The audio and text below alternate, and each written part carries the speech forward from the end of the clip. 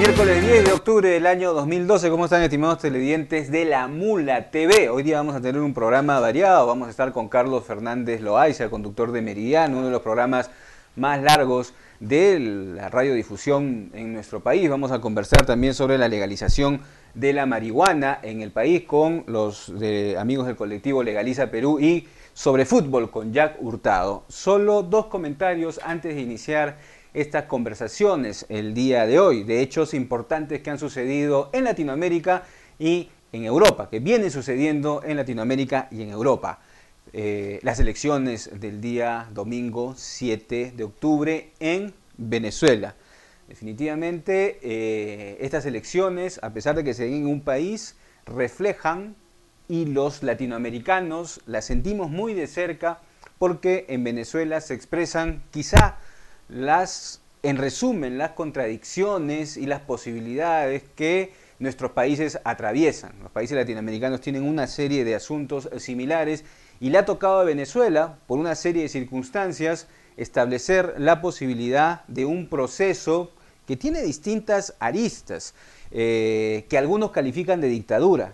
Yo creo que no es una dictadura lo que hay en Venezuela, creo que hay un proceso autoritario de izquierda, pero no puede ser calificado como una dictadura, porque los dictadores no reconocen los resultados de las elecciones.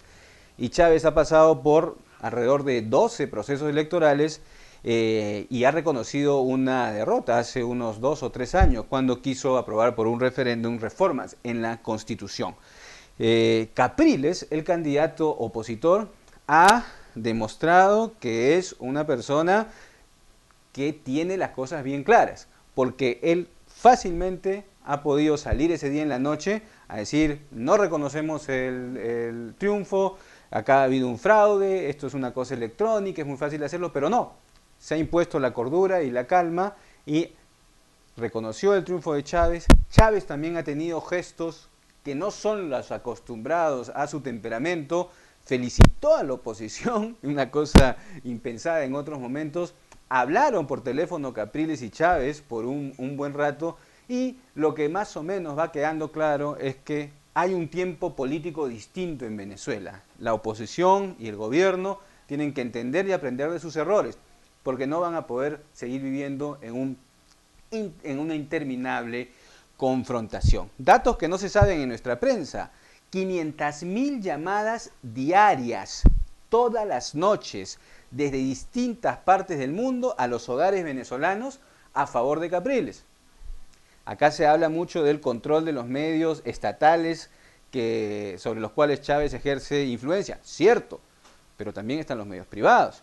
Los medios privados de televisión y otros tienen libertad para apoyar no a Chávez, sino al candidato de la oposición. De hecho, es criticable el asunto cuando es un medio de comunicación estatal, pero no solamente es eso, hay una influencia grande de medios en Venezuela.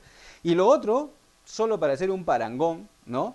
Nadie dijo nada, por lo menos que yo recuerde aquí en nuestro país, de lo que sucedió en México, en las elecciones que terminaron validando a Peña Nieto. Ahí se evidenció 3 millones de votos comprados a $50 si tú demostrabas con la foto de tu celular que habías votado por Peña Nieto. En la esquina te esperaba un tipo y te daba $50 en una tarjeta de débito, y eso se documentó. Y Peña Nieto ganó por 1,5 millones de votos y nadie dijo nada. Entonces lo que yo quiero decir es que pongamos el mismo rasero a todos los procesos electorales de nuestros diversos países y midámoslo igual, a ver cómo quedamos los peruanos con nuestros procesos electorales, en los cuales la cancha es así. Lo hemos visto la última vez con Keiko y con Ollanta y con Alan García y con Ollanta. Pero bueno, hay contradicciones evidentes. El gobierno de Chávez no es el mejor, ni mucho menos. Hay rasgos autoritarios, hay corrupción, etc. Pero el resultado electoral de este día es respetable y lo legitima por 6 años más. Y Capriles, desde mi punto de vista, es quien lo va a suceder. En determinado momento él tiene las cualidades, la humildad y la inteligencia para sacar adelante el post-chavismo. El segundo comentario breve es en relación a Cataluña. En España, Cataluña está solicitando una consulta, un referéndum para que su pueblo decida si quiere continuar siendo parte del Reino de España o optar por la independencia. ¿Qué libertad más grande pueden tener los pueblos sino decidir sobre su destino? ¿Por qué no aprende Rajoy, que sale a decir que esto es un disparate monumental, de lo que hicieron los canadienses cuando Quebec pasó por esa misma situación? Y hubo un referéndum y ganó la posición que mantuvo a Quebec dentro de la Unión de Canadá. Yo no puedo entender cómo hay liberales en nuestro país que se niegan a un acto de libertad tan grande. En la mañana escuchaba a Guido Lombardi asombrado refrendar las palabras de Rajoy diciendo que esto es una monumental, un disparate monumental. No. Las naciones tienen el derecho a votar por su destino, sean los catalanes o cualquier otro. ¿Qué ha dicho el ministro de Educación de España el día de hoy? Ha dicho que hay la necesidad de españolizar a los niños catalanes. Cambiemos de contexto. Imaginemos que Evo Morales diga, hay la necesidad de aymarizar a los niños de Santa Cruz. ¿No sería un escándalo de proporciones mundiales? ¿Y salieran a decir qué está pasando?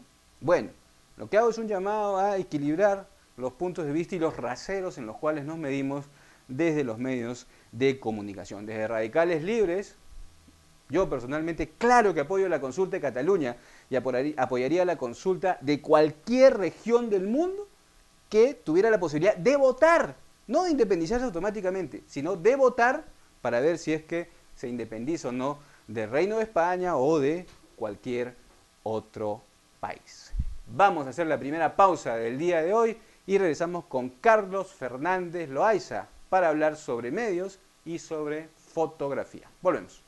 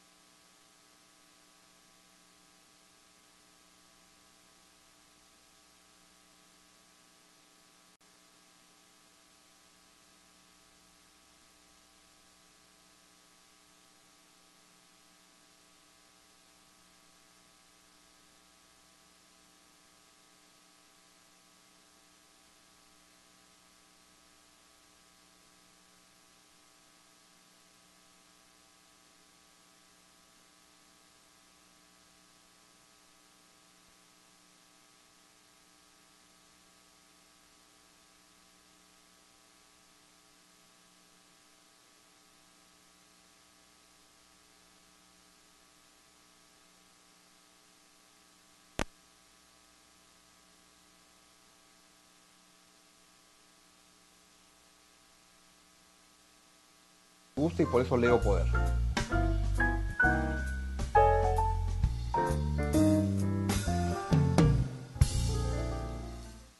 a todos los salseros del Perú y del mundo, vean en La Mula, oye lo que te conviene con mi compadre Eduardo, que tiene que ser con él, La Mula con Eduardo, oye lo que te conviene, no lo vean.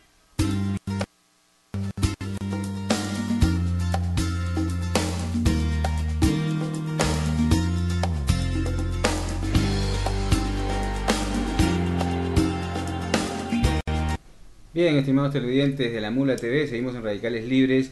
Como les comentábamos, vamos a conversar con Carlos Fernández Loaiza. Carlos es periodista, tiene uno de los programas de mayor tiempo de permanencia en los medios de comunicación de nuestro país meridiano, en Radio Filarmonía. Así es, Carlos, ¿no? ¿Cómo estás? ¿Qué tal, sí, Carlos? Gracias. ¿Cuánto tiempo ya están ahí? En agosto hemos cumplido 24 años. 24 años. Es un programa que se emite de todos los días a las 12 del mediodía, ¿no? Lunes, martes, jueves y viernes. Lunes, martes, jueves y viernes. Y es un programa básicamente cultural. Es un informativo cultural. El formato es informativo cultural, aunque sea digamos, entendemos la cultura en el sentido más amplio de la palabra, ¿no? No solamente Bellas Artes. ¿Y qué significa, cómo te sientes tú luego de 27 años haciendo periodismo en nuestro país? En un mismo programa, en una misma conducción. Bueno, yo comencé con el periodismo como por casualidad, ¿no? En realidad yo estudiaba economía, como te conté, estudiaba economía en la universidad y fui atrapado por el periodismo, descubrí... ¿Dónde estudiabas? Ricardo Palma. ¿No ejerciste la economía? Nunca, ni un solo día. Pero digamos que descubrí por casualidad mi vocación, que eso era lo que me gustaba y nunca más lo dejé, ¿no? Pero mucho se podría pensar, bueno, periodismo económico quizás de alguna manera, pero... Sí, bueno, la historia de cómo entré al periodismo cultural también es incidental, pero lo gracioso es que, digamos, yo soy de esta generación de periodistas que se formaron a sí mismos y aprendieron en la cancha, ¿no? O sea, también fui productor de televisión y aprendí... En Canal Cable Mágico. Primero en Canal 7 con Guillermo Yacosa, en Informalísimo, y después en Cable Mágico Cultural. Claro, Cable Mágico Cultural. Yo me acuerdo que nos conocimos en Cable Mágico Cultural, debe haber sido el año 2001. Por ahí, sí, más o menos. Creo que tú eras productor del programa de Francesca de Negri o de Blanco sobre Negro. Blanco y Negro, claro. Pero yo fui productor de muchos programas ahí. Hacía muchas cosas porque éramos un pequeño grupo de productores, así que hacíamos muchos programas, muchas cosas. Claro, comenzó ahí chiquito y ahora pues es una cosa enorme. Ahora ¿no? es Plus TV. Que es Plus TV, pero había programas, yo me acuerdo que estaba ahí de Negri. Estaba Marco Aurelio Negri, estaba Tomás Unger, estaba Chema Salcedo, comenzó ahí. Rafa León, bueno, que sigue hasta ahora. Francesca de Negri, en fin, habían... Y lo de Marco Aurelio era impresionante porque tenía una hora sin pausa, ¿no? Entonces el tipo ahí era una cosa impresionante, ¿no? Esos programas deben estar ahí en los archivos. Bueno, Carlos, y entonces, y Meridiano se mantiene, ¿sí? Ahí a las 12 del día, como siempre, en estos 27. Felizmente sí, y porque... También hay una actividad cultural cada vez más intensa, ¿no? Entonces, ¿eso tú crees como de 27 años, todos los días observando esto, cómo ves la evolución de la actividad cultural? Mira, el primer día que salió el programa fue un 1 de agosto de 1988 en apagón, porque estábamos en plena época del terrorismo, los apagones eran a cada rato. Acababa de pasar Fiestas Patrias, así que... ¿Y cómo así se mandaron para hacer un programa cuando Lima se caía a pedazos? Pues era lo que me gustaba y era lo que me propusieron en la radio y adelante con eso, ¿no? Había, por supuesto, una actividad cultural relativamente corta, sin embargo, daba para hacer un programa diario sobre temas culturales, informar, y ahora el programa queda corto, ¿no? Cada vez queda más corto, porque no hay espacio, no hay forma. Tantas cosas que hay, ¿no? Hay montones de cosas.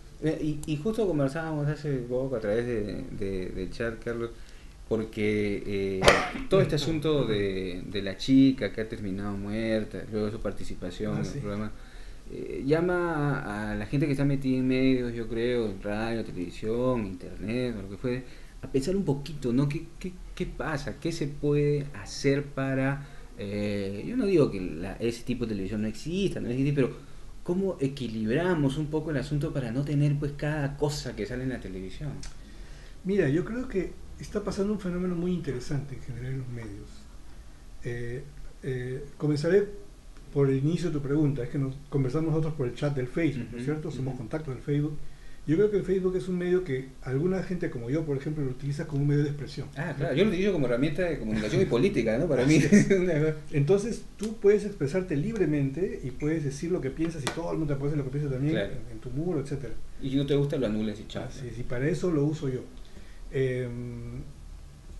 Por mi práctica, porque también enseño a chicos en el IBP hace comunicaciones, he aprendido de que, por ejemplo, ahora los chicos cada vez ven menos televisión, cada vez escuchan menos radio, porque están en el internet, porque están en la computadora. Entonces, yo creo que la televisión, de alguna manera, por un lado, está ahuyentando a la gente joven, porque estas noticias de muertes, de crímenes, etcétera, de verdad que no atraen, más que a un sector, grupo, ¿no? Un sector. a un sector de la población que está básicamente desinformado. Y que no tiene opción, porque de repente no tiene internet, no tiene cable, entonces tiene que ver la y cosa. que entra un poco en esta dinámica del melodrama, en que ahora las noticias las presentan de forma melodramática, además. Entonces, no es solamente la noticia del muerto, etcétera, sino es Tiene que llorar, toda tiene la que historia ahí, detrás, exacto, la ¿no? recreación del crimen, etcétera. Entonces se crea una especie, porque es un poco la tendencia que hay ahora, no solo aquí, sino en todo el mundo.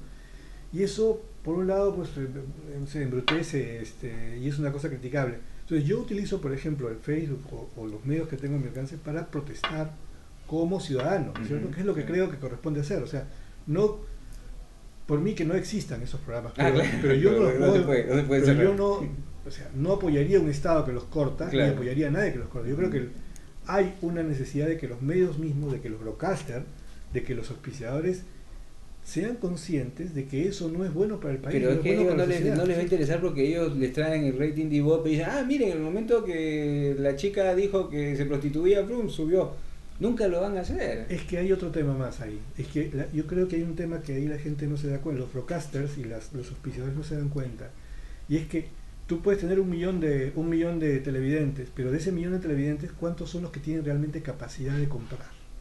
No. Es una cantidad mucho menor. Ya hay una serie de estudios estadísticos que demuestran que la tercera parte de la población que ve televisión de señal abierta, la tercera parte, tiene realmente capacidad de comprar. Las 2/3 partes de gente que consume de subsistencia.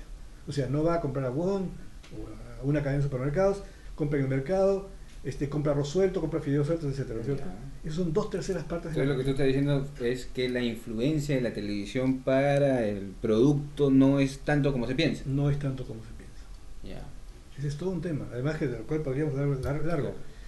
Pero sí, también es verdad de que esta forma truculenta de presentar la noticia, esta forma de desinformar, porque al final eso es lo que está pasando, en los medios de señal abierta especialmente, están generando primero, por un lado, un embrutecimiento y una especie de dependencia de la gente de que cada vez buscan más morbo, y por otro lado, a otro sector lo están simplemente ahuyentando, ¿no es cierto? Entonces hay mucha gente a la que simplemente no le interesa ver televisión porque ya sabe lo que... no quiere deprimirse, porque le parece pues tontísimo lo que está Quizá Canal 7 sea una isla, ¿no? Con sus limitaciones, pero hace algunas cosas interesantes. Así es. Bueno, hay algunos canales, el canal de RPP, el canal N. Bueno, pero eso está en el cable, digamos. En los de señal abierta, ¿no? Son el 7. El 7, ¿no? Y mira, nosotros estamos ahora en una plataforma también que es esta que está comenzando a crecer, que es la televisión por internet. Que es una alternativa muy interesante para la gente que quiere estar informada, ¿no? Porque si tú quieres de verdad estar informado, no vas a ver esos programas, porque ahí no hay noticias, ¿no es cierto? Eso no es noticia, digamos que el tipo que mató a la esposa, la vedette que fue golpeada por el tipo,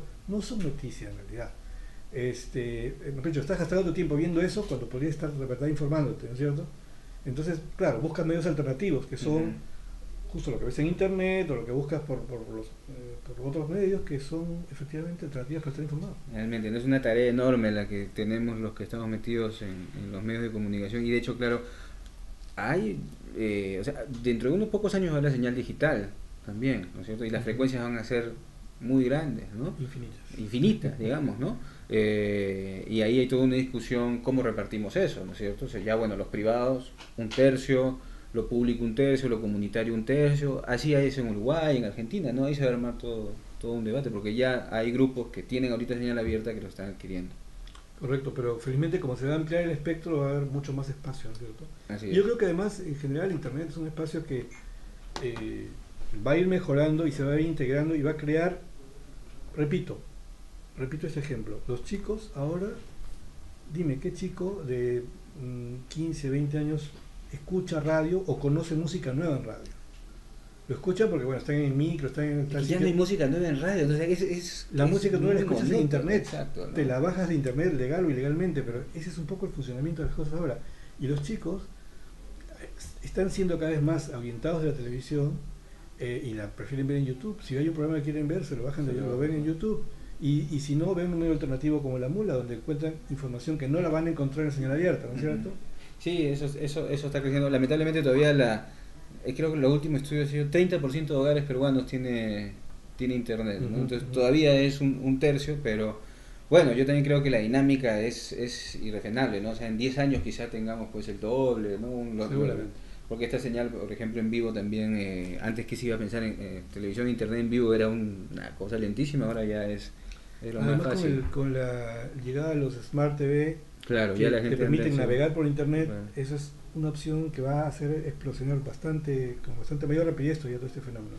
Bueno, excelente, Carlos. Ya saben, Meridiano todos los días, o los días que se ha señalado, en 100, ¿qué frecuencia es? 102.7. 102.7. Y también por internet, ¿no? Radio Solar, Radio Filarmonía, ¿no? Sí, www.filarmonía.org.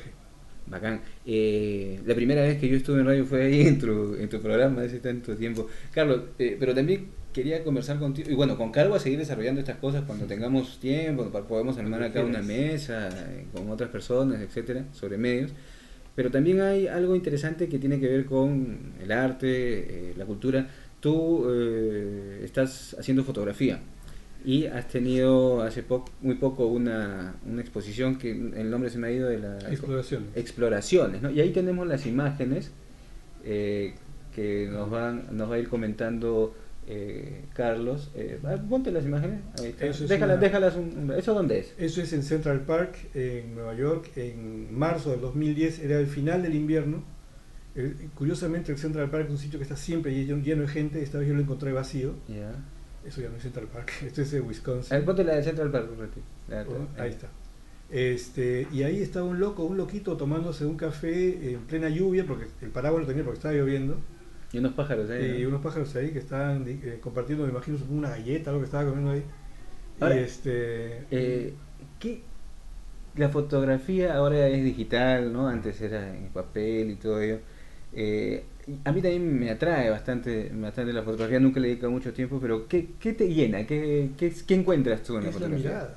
Es la mirada, ¿no es cierto? Hay veces que tú ves algo por casualidad, ¿no es cierto? Digamos, estás caminando por la calle y encuentras algo que es una imagen que te gustaría congelar, ¿no es cierto? Y ese es un poco el oficio del fotógrafo. Independientemente de la máquina que tenga, la cámara que tenga, la idea es que tú tengas la capacidad, el ojo, para encontrar ese encuadre que a ti, o esa imagen que a ti te produce una emoción, ¿no? A ver, más imagen, ahí tenemos más imágenes.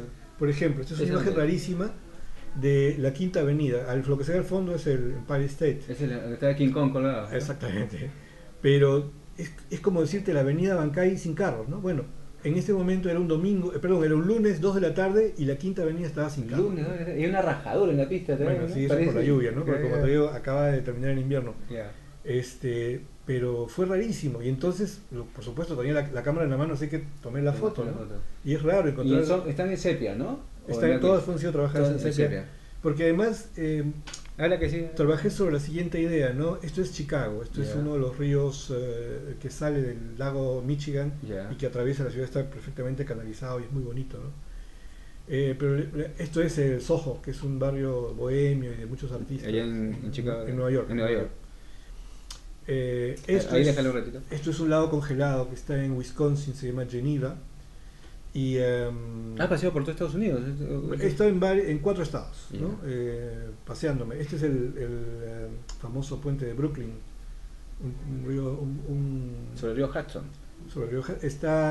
Es una construcción de 1820 y tantos, me parece. Es un puente de piedra precioso y que bueno, ha sido muy fotografiado. Esa es más bien panorámica del puente de Brooklyn, ¿no? Ahora, uno capta en la fotografía claro, una mirada, pero ahora o sea, yo no tengo las palabras para explicar el fenómeno de la fotografía, pero es un arte distinto a es instantáneo, ¿no? Los otros artes requieren procesarse, la literatura, la música, etcétera. Aquí es algo que tú tomas de la realidad. Hay dos cosas, hay dos formas. Bueno, en la exposición justo habían 2 series de fotos, ¿no? Una de estas eran de ciudades, todas de Estados Unidos, y que la idea era eso, captar ángulos, momentos, ¿no es cierto? Y la otra era una serie de desnudos donde ya no captas momentos, Si no, ya lo prepara. tú lo preparas, ¿no? Ya. Ahí están los desnudos. A ver. Esta, por ejemplo, es Eso tú lo has preparado. Sí, una de las primeras fotos que hice. Yo estaba en una especie de segundo piso en un balcón y Ya. le pedí a la modelo que se pusiera en cierta postura, pero antes de hacer la postura que yo le pedía, se puso así. Ahí ya salió. Salió por casualidad Ya. esta imagen. Ese es otro. Este es otro ambiente, es la casa Juan Parra del Riego. Ahí en Barranco, ¿no? Ahí en Barrancos, lo que es mochilero, ¿no? Ya. Y igual, la misma casa, este es otro modelo, que está en la parte externa de la casa, pero en el patio, digamos, interno de la casa. Ujú. ¿Es la misma, chica? La misma, no, son distintos modelos. Ya. Son, en la serie, en la exposición habían tres modelos distintos. Esta sí es la misma chica. Ya, pero esto ya es otro asunto, ¿no es cierto? Porque claro, lo otro, captar una instantánea de un paisaje, ya ahí la agarras, ¿no? Pero acá ya hay... El desnudo tiene esa dificultad, ¿no? Que tú tienes que ir con ideas claras de qué cosa es lo que quieres conseguir. Digo. Es cierto que también es verdad, la modelo va a proponer cosas, Claro. el lugar, la luz, en fin, la atmósfera te van a sugerir ideas que tú debes tener suficiente sensibilidad para captarlas. Pero también es verdad que al menos, yo repito, yo no he estudiado fotografía tampoco, Ujú. me he hecho de manera autodidacta, pero digamos que la experiencia te demuestra que lo ideal es que tú vayas con algunas ideas, ¿no? Claro. Perdón, y después las vayas completando. ¿Qué más piensas? ¿Piensas seguir Disculpa. No, dale. ¿Piensas seguir con la fotografía? ¿Qué más vas a explorar? Claro que sí, tengo una exposición para febrero. ¿Otra? Sí, me han invitado a un local en Barranco. Ya. ¿Sobre las mismas temáticas? No, yo un viaje que hice el año pasado a Cusco, hice algunas imágenes de puertas, Puertas. una colección de puertas del Cusco, Ya. que es posible que estés poniendo ahí, y otras imágenes más. Por ejemplo, yo vivo ahora cerca del malecón de Miraflores y ahí hay imágenes también muy Claro, bonitas. claro. Y es un poco la idea es salir y, repito, tener el ojo y las ganas de captar, ¿no? Es El tiempo. infinito como la realidad, pues, porque uno sale a los emolienteros, los de periodiqueros, Ese es todo un tema, todos así es. puedes encontrar, ¿no? Los de la combi, o sea, cada cosa puede ser merecedora de hacer toda una serie de fotografías. Bueno, Carlos, entonces queda pendiente seguir conversando sobre medios, ¿no? Dada tu experiencia, y también sobre la fotografía. ¿Qué nos dejarías, Carlos, como reflexión en relación a una persona que está metida en medios, que hace cultura, no solamente periodística, sino que también como que se ha vuelto ya parte de ello a través de este arte que es la fotografía? ¿Qué te dice tu experiencia de tantos años? Mira, yo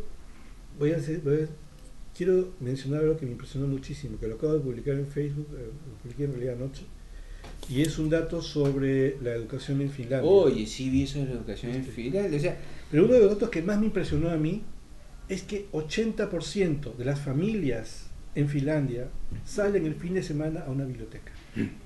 Yo le preguntaría a los televidentes, ¿cuántas familias en el Perú alguna vez han ido a van una biblioteca? a una biblioteca? Primero que no hay biblioteca. Primero que no hay biblioteca.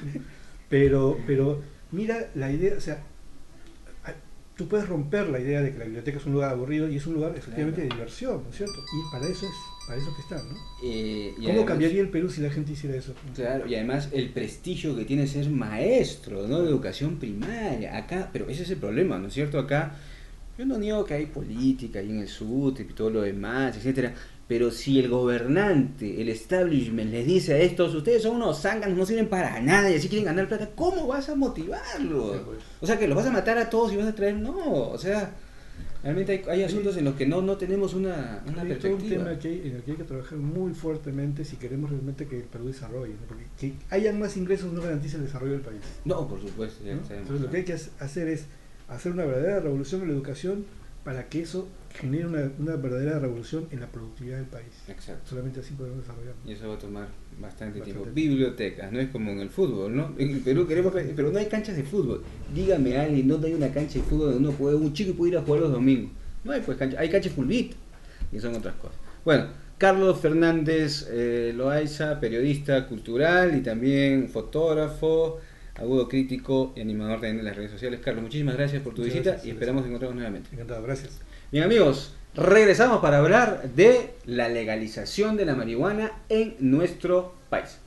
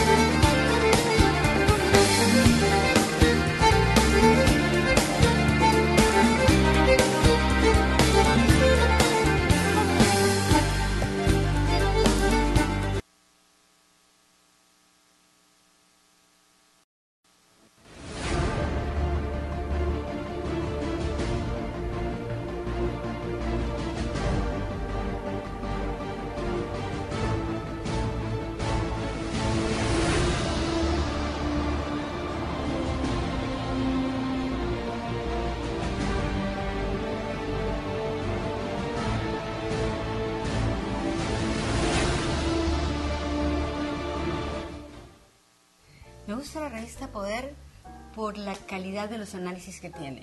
Tiene un análisis político-económico, tiene una buena combinación entre política y economía. Creo que ha venido a llenar un espacio dentro de las revistas peruanas. Poder llenó un vacío en el periodismo del Perú, del periodismo escrito, hace investigación económica y de la buena.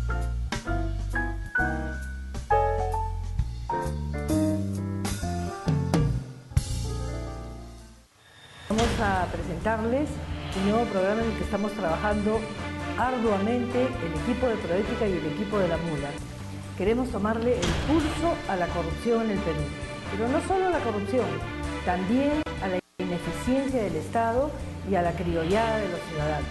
Queremos que sean reportajes y notas que vengan de todas las regiones del Perú sobre casos de corrupción o de ineficiencia de autoridades o de criolladas de ciudadanos. Para cualquier información, comuníquese con poderciudadano@lamula.p. Todos van a caer en el lente de Poder Ciudadano. A mí me gusta leer Poder porque te reta y te incomoda con inteligencia y con estilo.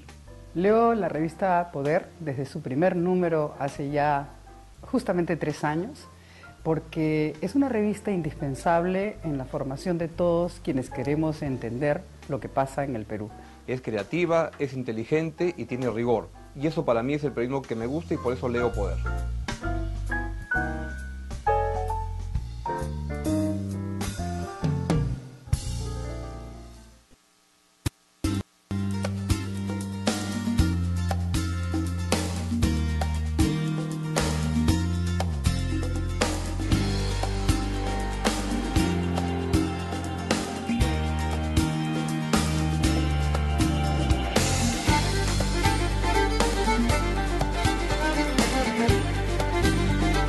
Bien, estimados televidentes de La Mula TV, continuamos en Radicales Libres y ahora vamos a conversar sobre un tema que se ha considerado un tabú en nuestro país y no debe ser así. Se trata de la normalización del consumo del cannabis, de la marihuana. Y para ello estamos con Diego Jordán y Luis Gavancho del colectivo Legaliza Perú.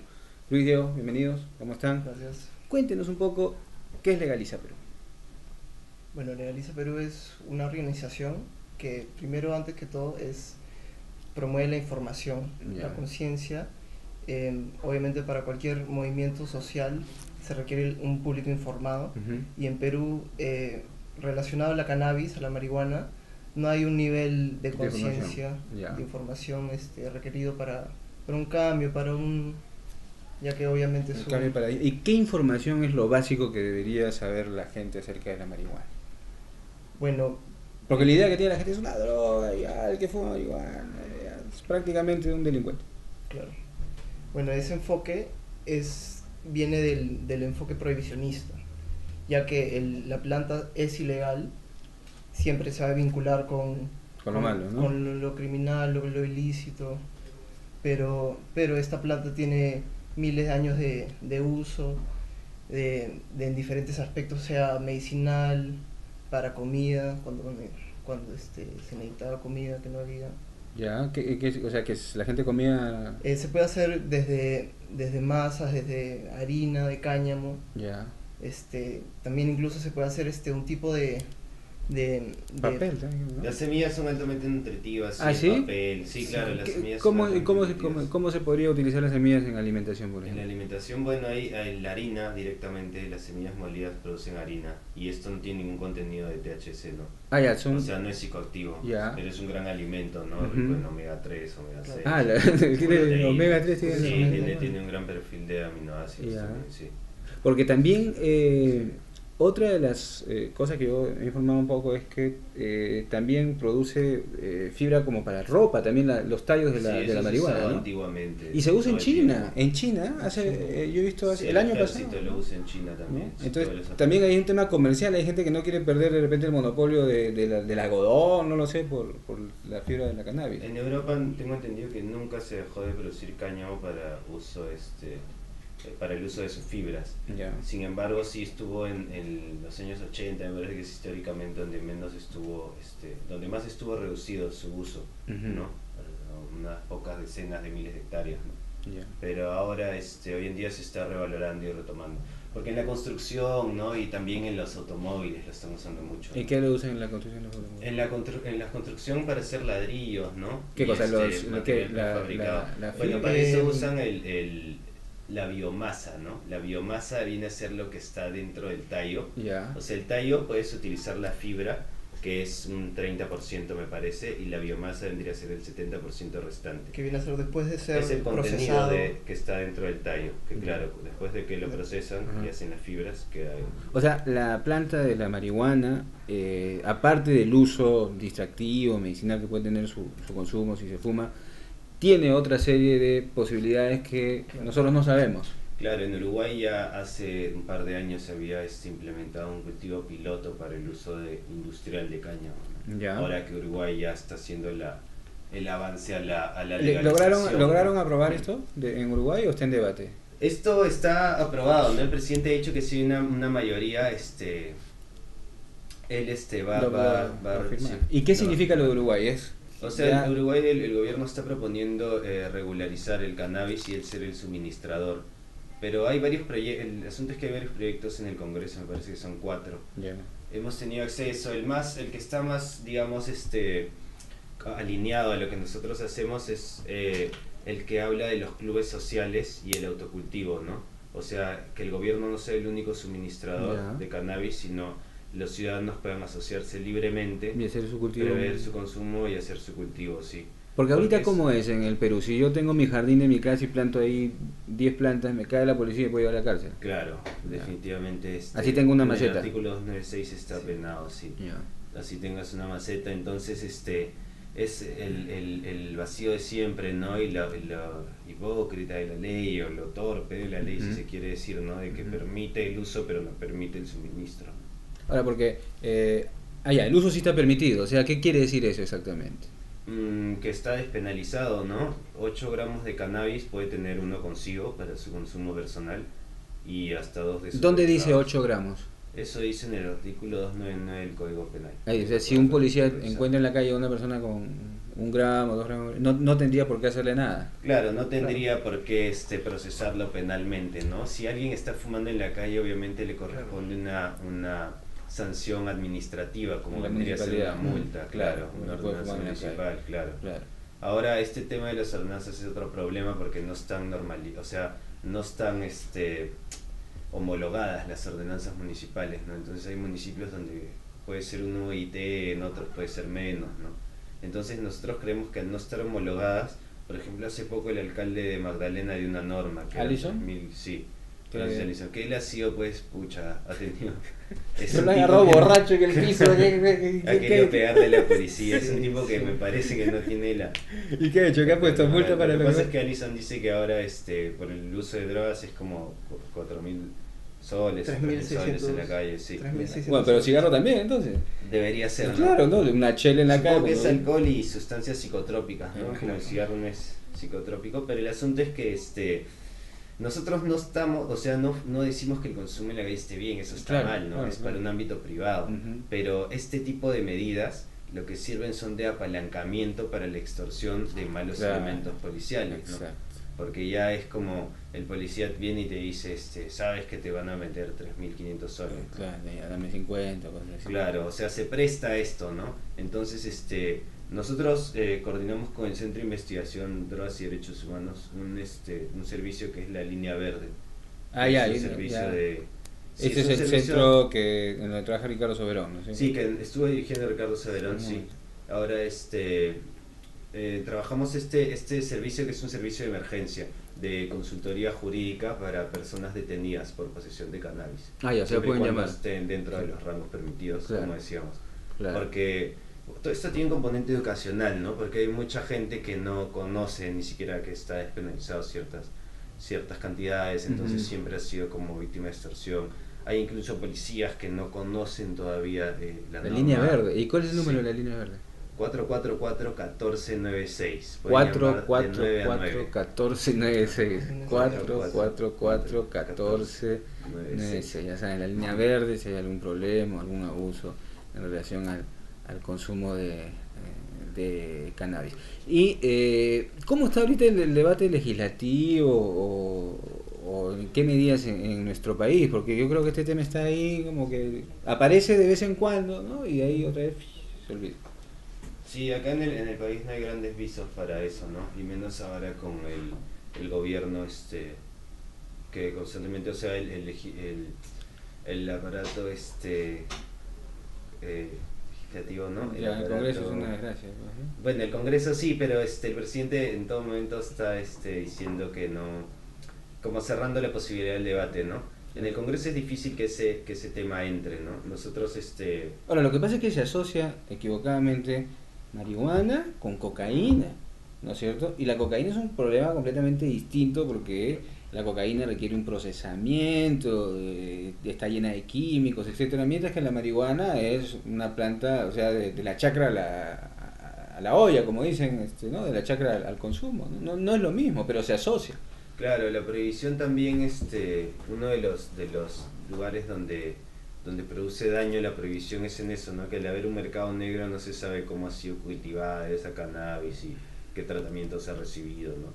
En cambio, si estuviera regulado y la gente cultivaría por medio de clubes o haría lo que es el autocultivo, sería un cannabis de mucho mejor calidad y que llega a ellos con cierto estándar de calidad, de salubridad, ¿no? Y la gente se preguntará... La relación con la cocaína sí es de siempre, ¿no? Y es el típico argumento de la droga puente, ¿no? Claro. Si hay una droga puente, debe ser el cigarrillo o el alcohol, ¿no? Alcohol, que sale en publicidad. Ahora, que son realmente, o sea, en toxicidad, ¿no? Y en dependencia peores, ¿no? Son superiores, bueno, largamente. Pero ¿no? ese tema se viene a la mesa por el hecho que es ilegal, porque sigue siendo ilícito.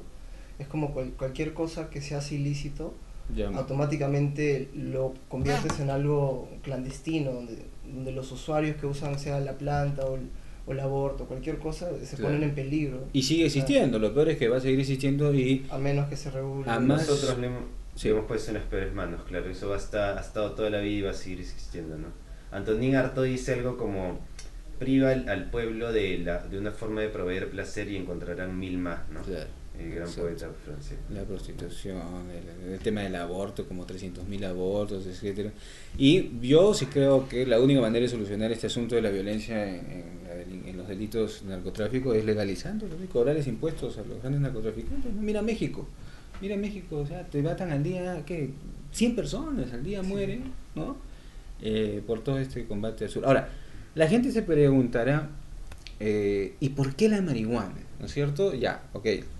En el alcohol la gente toma, sale, etc. ¿Y la marihuana qué encanto puede tener una hierba? Bueno, la marihuana, a diferencia de otras drogas que puedan tener un uso recreativo, tiene un uso medicinal además, ¿no? Que es algo que no vas a encontrar en el alcohol. ¿A qué hace bien la marihuana? Se usa para infinidad de afecciones, ¿no? Desde la antigüedad, o sea, en la farmacopea china ya estaba, ¿no? Establecida hace 4.000 años. O sea, puede ser desde un síndrome premenstrual hasta la esclerosis múltiple. Hace un rato estábamos con una amiga que tenía su prescripción desde California. También se ha encontrado que ayuda a reducir las inflamaciones. Con la glaucoma. Hay estudios para inhibición en crecimiento de tumores. Hay un montón. Anda, sí, claro. La cosa es, los más conocidos que yo sé es para la inapetencia, las náuseas, la quimioterapia y la esclerosis múltiple, ¿no? Que reduce un montón los espasmos. Claro, porque la marihuana da hambre, ¿no es cierto? Sí, produce más apetito. Claro, pero eso también personas con SIDA también la usan bastante, ¿no? Claro. O sea, encima tiene unas propiedades medicinales de una gama que no se conoce, ¿no? Seguramente, claro, la investigación se queda un poco estancada por los intereses, pues, ¿no? De hecho.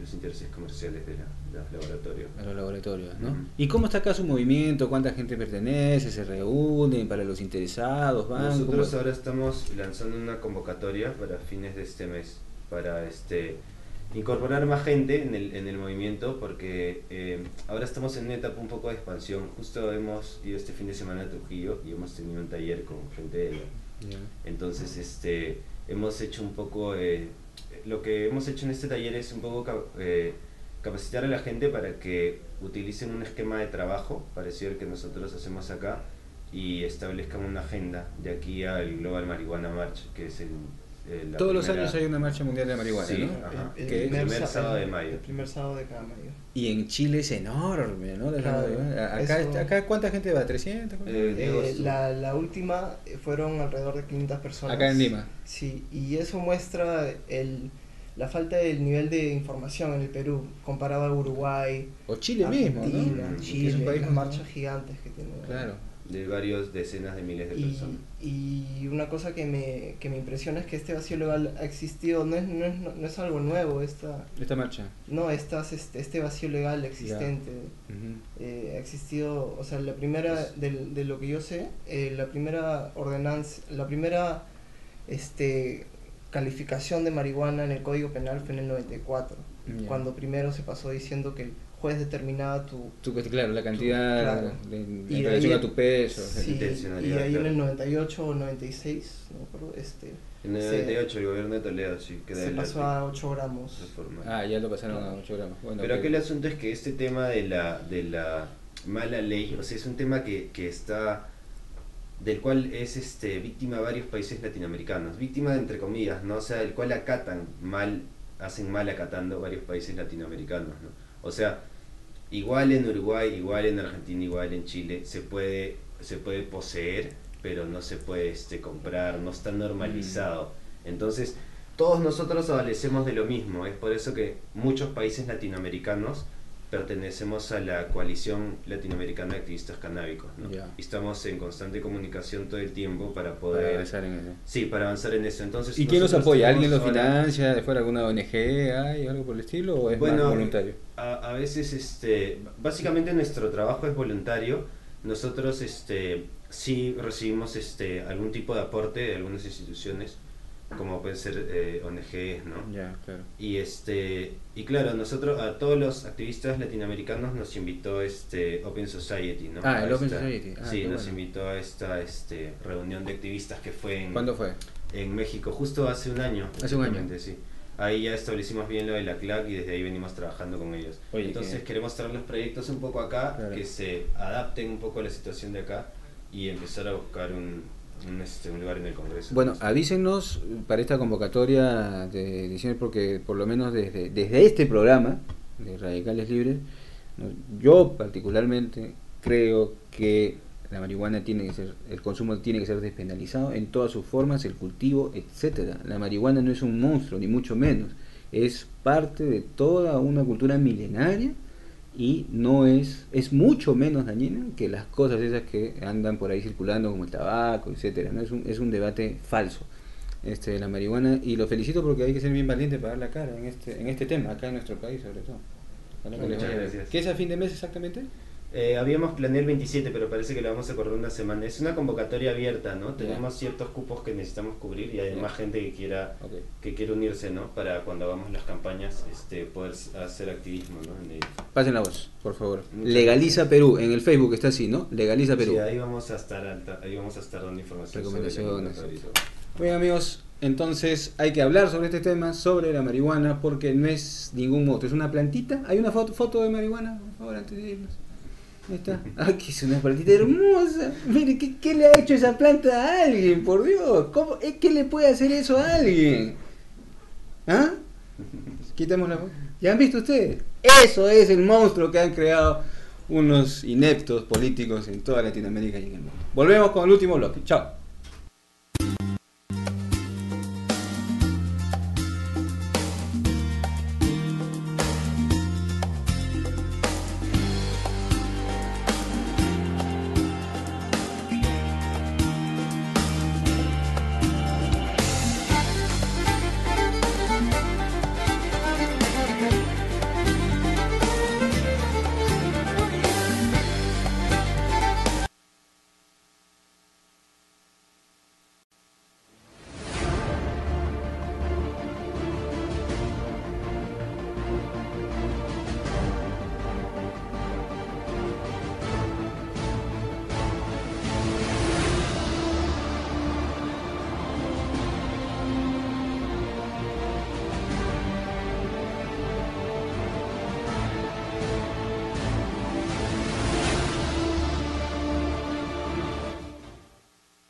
Me gusta la revista Poder por la calidad de los análisis que tiene.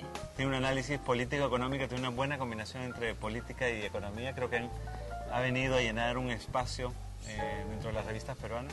Poder llenó un vacío en el periodismo del Perú, del periodismo escrito, hace investigación económica y de la buena.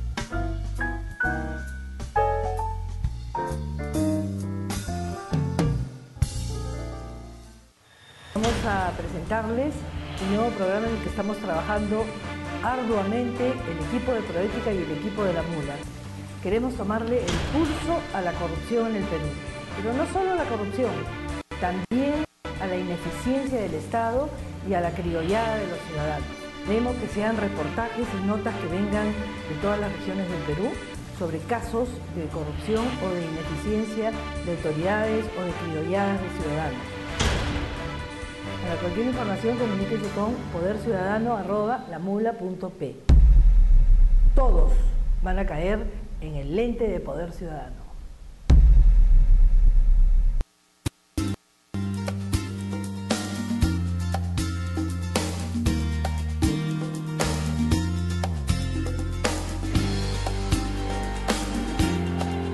Continuamos en Radicales Libres en el último bloque y ahora estamos con un colega periodista, Jack Hurtado, que también ha trabajado en La Mula. Jack, ¿cómo estás? ¿Qué tal, Alexandro? Aquí viniendo a compartirte un poco esta afición. ¿De qué nos vas a contar ahora? Te voy a contar de un proyecto... Tú eres el coleccionista. El Comercio te sacó hace poco una entrevista impresionante donde está el coleccionista del fútbol en el país. ¿Qué Bueno, estás sí. diciendo? Eso es un poco también lo que le llama la atención a los medios de comunicación, ¿no? Que a mi corta edad, 20 años, haya logrado acumular una gran cantidad. ¿Cuándo comenzaste?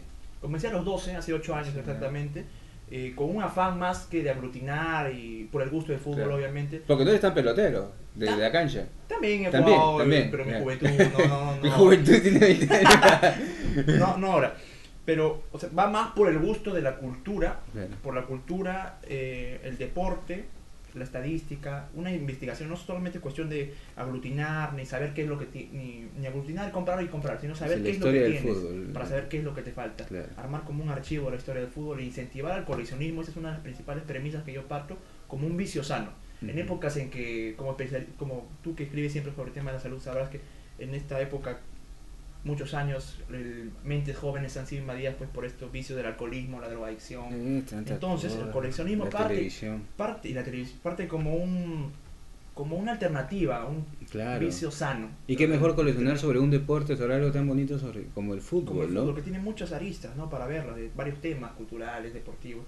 Y en ese sentido, desde ya un tiempo atrás he emprendido proyectos que es exponer la colección. Ya no Está por solo- Uruguay hace poco en una exposición, ¿no? Hace unos meses estaba ya en Uruguay. No, en la cuna del fútbol. En la cuna del fútbol, pues, en Uruguay se respira fútbol en cada esquina, como comentaba ahora con un amigo. Entonces, todas estas exposiciones tienen ese objetivo, ese fin: incentivar el coleccionismo, revivir la memoria ¿Y colectiva. qué están más pobladas? ¿De álbumes? Es lo principal, me imagino. La colección es amplia de varios temas de fútbol. Ya. Sin embargo, Miren esta joyita. acaba de llegar recién ahora a Uruguay. Argentina 78, este álbum editado en Uruguay, ¿no? Está lleno, ¿no? Totalmente completo, ¿no? Ya. Un periódico uruguayo que ya no circula más en el país. Vamos a Charrúa. abrir un po- Y acá está Perú, ¿no es cierto? Acá está el Selección, Perú en el grupo Curillas, 4. Quizás. ¿Dónde está? Hungría. Está por orden alfabética. Sí. Y Ahí aquí nuestra está, selección, aquí está nuestra Perú. gloriosa bicolor. Esperemos Con que cuidado, nos no se remonten vaya. ahora nuestros Ahí mismos está, éxitos. en el de antaño. 78, el álbum con las figuritas de Perú: Cachito Ramírez, Chumpitaz, Trucha Roja, Sotil, Quesada, Velázquez, no me acuerdo, Luces, sí, Muñante, Mendoza, man, aquí está toda la gente. Qué Una chévere, oye, qué constelación. chévere, oye. ¿Y ahora qué, y en qué estás ahora, en qué proyectos ya? Haciendo exposiciones Ya. para revivir la memoria colectiva, incentivar el coleccionismo y jalar más gente. ¿Cuántos objetos tienes en total en tu colección? Me hablaba de cuál está mi colección, en qué está categorizada. Tiene muchas cosas, libros, camisetas. Sin embargo, ¿Camisetas también? Sin embargo, la especialización son los álbumes de fútbol. Ok. No álbumes nacionales ni locales, sino álbumes también extranjeros. Ya. Hay varios materiales que nos llegan de Portugal, de España, con las ligas de esos países, mundiales quizás también de esos países. Hay varios contactos. Te cuento que el álbum más recóndito es de la Liga China y otro de la Copa Africana, traído de Egipto, ¿no? Yeah. Ahora con esta ¿Tienes un álbum de la Liga China? de la Liga China, Yeah. totalmente De China. realmente indescifrable, ¿no? Y ahora con una remesa que me ha llegado de Uruguay ya acabo de pasar los 300 álbumes, que me hace una cifra, digamos, nada desdeñable. Yo tengo 3, como te comentaba, uno del 74, el 78, el 82, hasta el 70, creo que mi hermano tengo uno por ahí. Lo voy a buscar para hacértelo llegar. Son joyas, sin lugar a dudas, en nuestra mejor época, ¿no? Cuando ganábamos todo. Qué bueno, qué bueno. Y álbumes, camisetas, ¿qué más? ¿Recortes de periódicos? Eso también. Los periódicos también, si se saben mantener, si se saben conservar, pueden ser unas piezas históricas. Por ejemplo, la portada del día siguiente que clasificamos al Mundial, ¿la tendrás del 82? Estamos buscándola. La estamos buscando, ¿no? Claro. La particularidad de la colección es recopilar objetos de nuestras participaciones mundialistas. Claro. Toda la gama de objetos que es posible. Videos, revistas, libros. Tenemos. Porque yo me acuerdo, yo te llevo bastantes años, cuando clasificamos al 82. Antes, cuando se clasificaba, se salía a hacer ahora salen a festejar cuando le ganas un partido. Es un empata, chiste. ¿No? Yo estaba en el festejo de la clasificación a España 82. Oh, era una cosa. Debe haber algún video por ahí de gente que lo ha grabado. Pero salía la gente con los carros a pararse, pero a festejar una clasificación, pues no a festejar que le ganaste a Venezuela. O empate, ¿no? Pero clasificamos con un empate. Empatamos 0-0 acá. Con Uruguay, me acuerdo esa vez que estaba de León, estaba Victorino, exacto, toda esa gente. No fue Uruguay ese mundial. Oye, qué bueno, cuéntanos, ¿hay exposición que viene acá en Lima? Ya dentro de poquito, invito a todo el público de la Mula Televisión, de Radicales Libres, a esta exposición. Se titula El fútbol se colecciona, porque el fútbol, aparte de jugarse, de verse, también se colecciona. Es una exposición que va del 15 al 20 de octubre, de 10 de la mañana a 10 de la noche. Pueden visitar en la Universidad Jaime Bosati Mes. Ahí van a estar tus objetos. Eso está muy cerca a la embajada, a Río de Janeiro, sí, por Teatro Peruano Japonés. Cuando esté más cerca lo publicitamos, ¿no? Es una exposición realmente muy interesante, la primera que se va a organizar en Lima, de las muchas que se van a venir. Hay ya proyectos para organizar otras. La idea es tener una seguidilla de exposiciones donde se pueda armar una base de datos de coleccionistas. Claro, mira que este es Mayer, ¿no? El arquero de... Qué bonito, y realmente el fútbol es una cosa tan... Aparte la FIFA, los mafias, ya todo, puede haber una serie de cosas, ¿no? Sí. Pero cuando están ahí en la cancha, los 11 contra 11 y la pelota, ahí se acabó la historia, es una maravilla el fútbol, ¿no? Te involucra a los hinchas. ¿Qué te parece el último campeón de España? Impresionante, ¿no?